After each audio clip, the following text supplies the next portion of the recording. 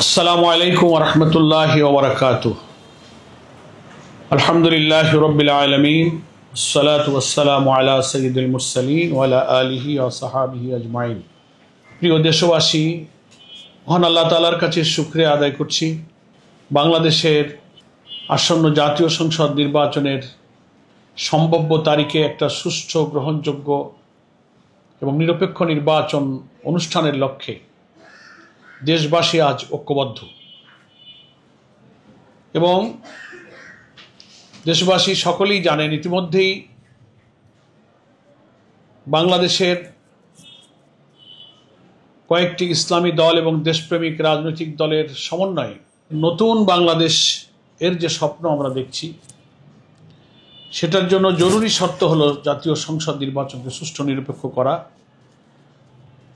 এই জন্য দীর্ঘ আন্দোলনের ফসল হিসেবে জুলাই জাতীয় সনদ তৈরি হয়েছে এবং সেই জুলাই যে জাতীয় সনদ, সেটা আইনি ভিত্তি দেওয়ার জন্য অবিলম্বে একটি আদেশ জারি করতে হবে। তার ভিত্তিতে গণভোট অনুষ্ঠিত হতে হবে এবং সে গণভোট জাতীয় নির্বাচনের পূর্বে অনুষ্ঠিত হতে হবে। এই দাবি সহ 5টি দাবি আদায়ের উদ্দেশ্যে বাংলাদেশের 8টি রাজনৈতিক দল, ইসলামী দল যে কর্মসূচি ঘোষণা করেছে, তার 5ম দফা হিসেবে আগামীকাল 11ই নভেম্বর রাজধানী ঢাকার পল্টন মোড়ে দুপুর 2টায় বিশাল সমাবেশ অনুষ্ঠিত হতে যাচ্ছে।